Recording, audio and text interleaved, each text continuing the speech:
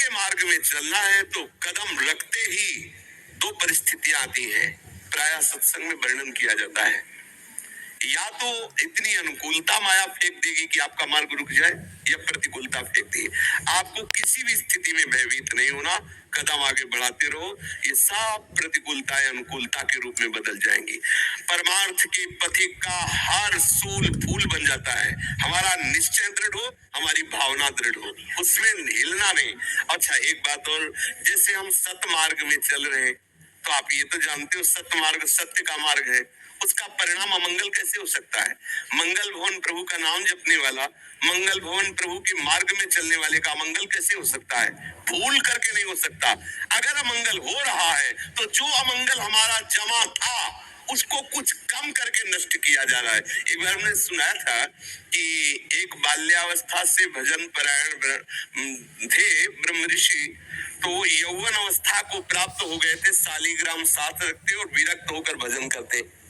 एक दिन वो गंगा किनारे शालीग्राम सेवा के लिए स्नान किया और बैठे ही थे कि 90 लोग आकर के भाला लिए, लाठी लिए, मारो मारो मारो।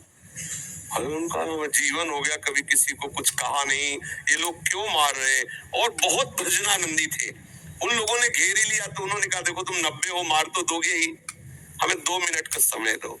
उन्होंने आर्त भाव से प्रभु को पुकारा, ध्यान करते हुए कि प्रभु ऐसा क्या अपराध। तब प्रभु ने ध्यान में ही बताया कि मेरे भजन का प्रभाव तुम्हें 90 बार जन्म लेना होता और एक एक करके तुम्हारी 90 बार हिंसा करता। मेरे भजन का प्रभाव कि 90 एक साथ मारेंगे तुम मुक्त हो जाओगे, चुपचाप मेरा ध्यान करते हुए शरीर को छोड़ दो, जिससे तुम भगवत प्राप्त। तो भगवान की शरण में आने पर, भजन करने पर हमारा बहुत बड़ा अपराध छोटे में कट जाता है। तो जैसे परमार्थ में शुरू हुए तो आपके अंदर एकदम प्रतिकूलता आनी शुरू हुई, बाहर से प्रतिकूलता आनी शुरू हुई, तो घबराने की जरूरत नहीं, सफाई शुरू हो गई। जब तक हम सोहनी नहीं लगाते तब तक कूड़ा नहीं दिखाई देता, और जहां सोहनी लगानी शुरू की तो कूड़ा दिखाई देने लगा। ये नाम जप करना, ठाकुर सेवा करना, साधु संग करना, ये हृदय में सोहनी लगाना है। अब जन्म जन्मांतरों के पाप भरे हुए हैं, तो प्रभु कृपा करके उनको निपटाते रहते हैं। तो घबराना नहीं कि जब से सत्संग सुना, जब से नाम जप शुरू किया तो विपत्तियां आना शुरू हो गई। वो आना नहीं शुरू हो गई, वो तुम्हें नष्ट करने के लिए पहले से जमा थी, अब वो हटना शुरू हो गई। तो घर के अंदर कोई आवे तो दिखाई देता है और जावे तो दिखाई देता है। तो ऐसे ही ये गेट है अंतःकरण, अनंत जन्मों के जो शुभ अशुभ कर्म जिनके लिए भगवान कहते हैं अवश्य में भोक्तव्यम कृतम कर्म शुभाशुभम, वो शुभ अशुभ कर्म हमें नष्ट करते, लेकिन भगवत शरणागति भजन के प्रभाव से धीरे धीरे नष्ट हो रहे। समझ रहे ना? घबराना नहीं कि हम भजन मार्ग में चलने लगे तो हमें विपत्तियां घेर ली, ऐसा नहीं हो सकता। जो प्रभु का सुमिरन करते हैं, बोले भाव कुभाव अनख आलसहु, नाम जपत मंगल दिसि दशहु।